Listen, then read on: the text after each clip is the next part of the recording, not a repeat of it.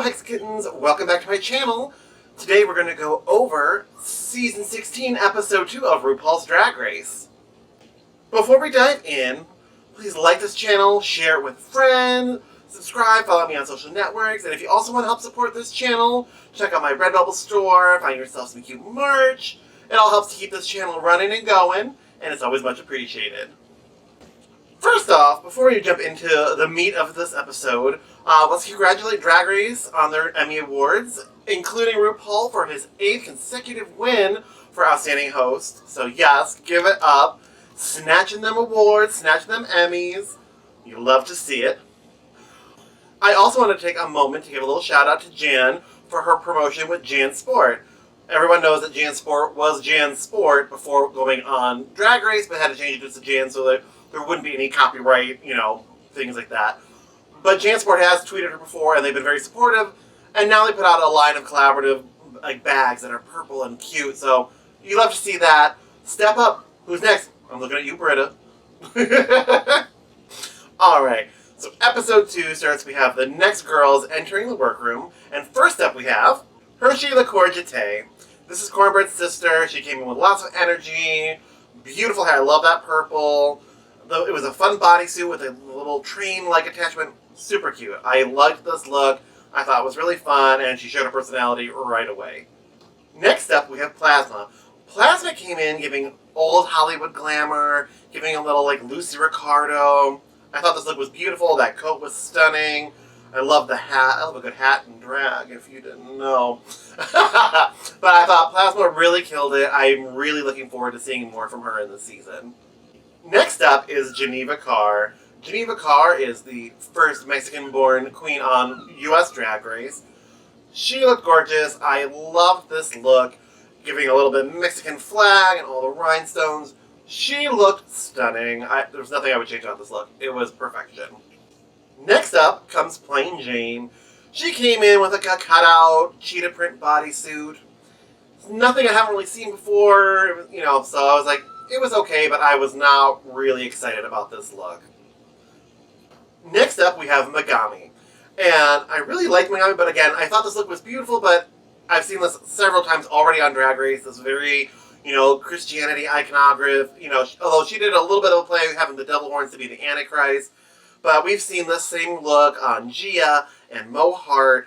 So I would have liked to have seen something a little bit more, outside the box, especially for your first time introducing yourself to the world on Drag Race. So the outfit itself looked good, but for me, I was not a fan of just seeing something I've already seen several times on Drag Race.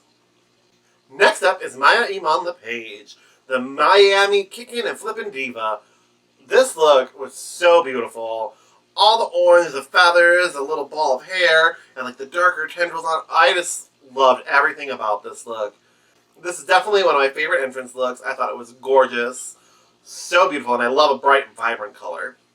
Last but not least, we have a Nymphia Wind coming in serving us Bananarama. I thought this was fun. Her entrance was great, slipping on the banana peel, doing the little reveal. Oh my God, it was so cute. Also, I love that her name is the Japanese version of Sylveon.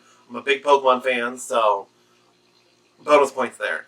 But I thought she gave a really great show coming in, loved the look, and you already get to see who she is and what her personality is.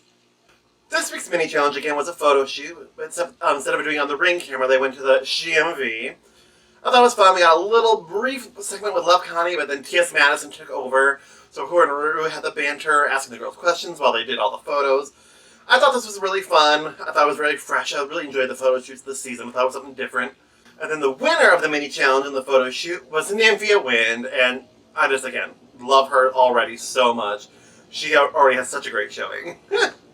Alright, so then we had our talent show, but they were doing the Queen's Choice Awards, going with a little Nickelodeon themed show. And again, they brought back Derek Barry to host. I hope Derek's here to hosting everything. Oh my gosh, she's so much fun. I live for Derek Barry, so we're being spoiled 2 weeks in a row. Thank you, Rue. But so Derek's hosting the Queen's Choice Awards talent show. And first up was Geneva Carr. She comes out rocking it with her big flowy dress, giving us culture. I thought her song was lots of fun. It was really upbeat. My only critique, it was really like one note. It was just her name a lot over and over and over. I wish we would have had a little bit more dimensions in the song, but otherwise it was still a fun song, and it was still a great performance, and I really enjoyed it a lot.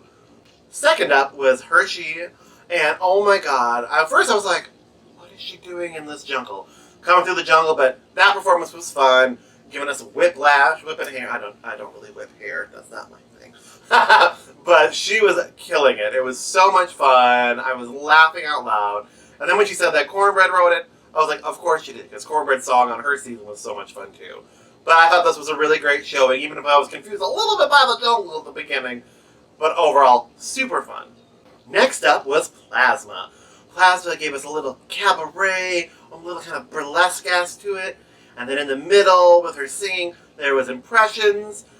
Overall, I thought this was a good show. I could have done without the impressions. I thought they were not really needed, especially because all of them weren't great. But overall, she shows she's very dynamic, she has lots of skills, and I really look forward to seeing more from her. Next up, we have Nymphia Wind doing this beautiful, like, Taiwanese dance, and the look was incredible. Her sleeves were working, and it was so beautiful. I appreciate when you get to see something that you don't see all the time on the main stage. And the look was amazing, the number was amazing. She fucking rocked it. Next up, we have Megami.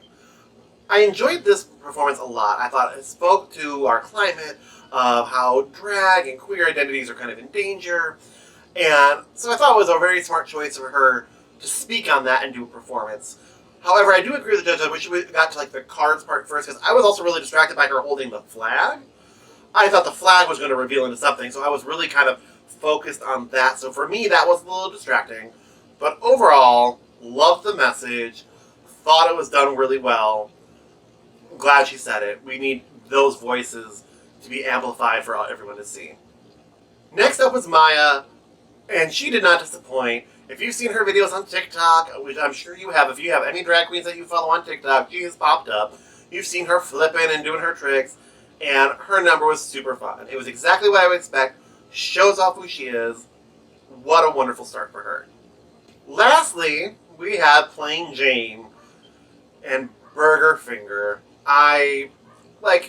It was entertaining, but I don't think it was as great as the judges liked. I was not, it didn't really speak to who she was to me, for me. I don't have a clear grasp of what Plain Jane's character is or what her motivation is for her performances. It just seems so odd, and I'm like, it's odd, right? But again, it's a thing we've seen before. Big titty bouncing, being odd. It was like I've seen a lot of people compare it to a Jimbo number, and it was. And it's like, so I feel like I don't know if she just hasn't really honed in who she is yet, because she's giving us Jimbo in the talent show, she's giving us Rosé in the confessionals. So I don't know if she just hasn't really figured herself out yet, or what'll come. But, so I was a little disappointed by that number. I just thought it was, something we've seen, big movies, weird things, but done better before. So this was a little bit of a miss for me. This week's runway theme was Made You Look. So again, we're doing reveals, just like the first group had to do. And first up we have Nymphia Wind. This look was iconic. It was the whole life cycle of a banana. I thought it was great, starting off with the really green, peel, and then being ripe, and then overripe, and then fucking rotten. Nymphia is brilliant, and that banana wig is everything. Such a great show. I can't say enough great things about Nymphia. She killed it. She is exactly what you're supposed to do on a first episode of Drag Race. We know what she's giving, and I'm living for it. Next up was Hershey, giving us some chocolate reveal. It was a very beautiful ruffled coat, and, I would say my only downside to the reveal is, like you said, it is a very bar reveal. It's just a coat into the beautiful dress. But like you said, it wasn't what she had originally planned, so I totally understand. You only have so much time to get ready for Drag Race. But overall, I thought it was a beautiful coat, and the dress was stunning, so gorgeous, even the little details and the sleeves. I thought, again, it was still really good. Wonderful. Next up, we have Plasma, and when she walked out, let me tell you, I screamed. Anyone who has a sewer or is a sewer, we all have that tomato pincushion. We all do. We've all seen it. Your grandmother has it. Your mother has it. Somebody had it. And when she came out dressed as a pink, I was like, this is so ridiculous and so funny. And kind of still vintagey to go with like that vintage aesthetic she was giving earlier. So I was like, okay. And then the reveals were fun. Off into the coat, into like the pantsuit, and then from the pantsuit to the corset look, and then the titty reveal. Again, giving us multiple reveals in one. So well done. I liked everything that Plasma had to bring. This was a great way to start. Next up, we had Maya, and she came out in this beautiful coat, revealing into a swimsuit. And again, like it was for Miami, which was kind of what we saw in the last one, both revealed onto a swimsuit, but I get that. It's Eastern beach climate. That's a great way to represent. But I do think that that coat was really beautiful. I wish it would have stayed on a little longer to give us a little bit of that coat fantasy, because I thought it was really cool and had some cool details, but it was gone too soon. But overall, I liked it. I liked how it matched, and then the yellow hair, and then the head wrap. Everything was coordinating. It was still really gorgeous. So I definitely think this was a really good reveal look for her.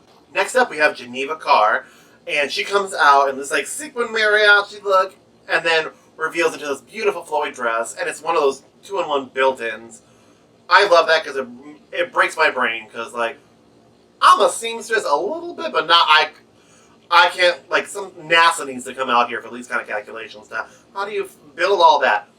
It's beyond me, and I really respect those things. I think that's so cool, and it was so flawlessly done because I didn't see where the reveal was coming from right away. So that was really cool, and I always like a reveal you can't always clock. So I think she did a wonderful job again, showing off her culture, showing who she is, and it was a stunning reveal. Next up is Megami. Megami came out here giving us a biblically accurate angel, and I love that. I thought this look was stunning.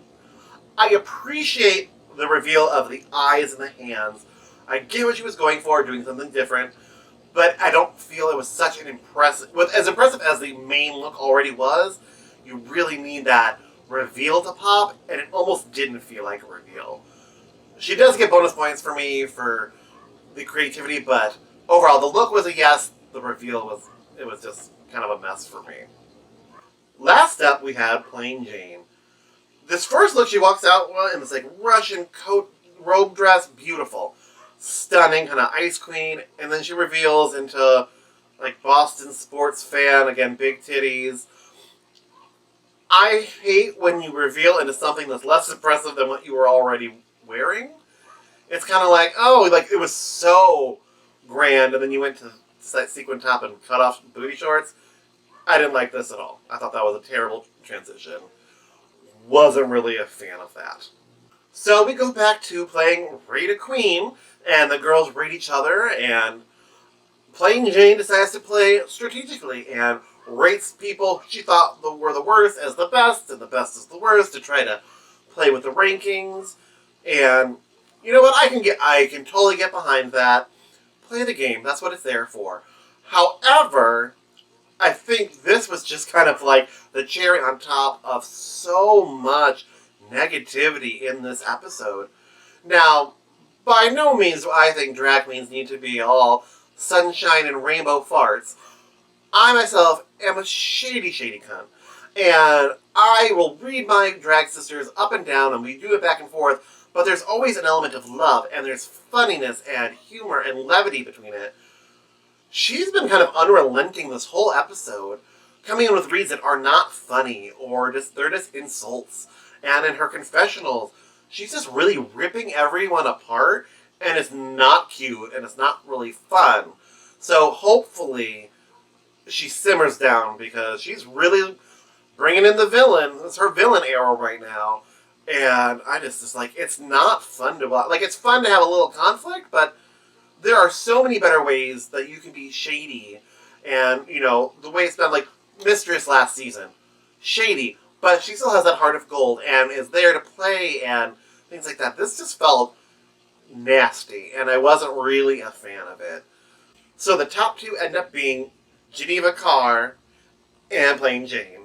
And the lip sync song was Shower by Becky G. And I wasn't really familiar with Becky G as she was the guest judge, but once I heard the song, I was like, oh yes, I've definitely heard this before. But I really did enjoy her as a guest judge. I thought she was wonderful. But as the lip sync goes down, Plain Jane comes out on top and is the winner, which means she also gets immunity for a future challenge. So that means even if she fails, we're not rid of her right away. So hopefully she kind of finds a better balance and not just being a rotted cunt all the time. And hopefully she, finds that better ground, because there's no need to be rotted like that all the time. But I digress. Like, hopefully she finds that balance, because you want to root for everybody. Alright, that's all we have for today's episode of the recap of RuPaul's Drag Race Season 16, Episode 2. And we will see you next time. Stay hexy. Bye.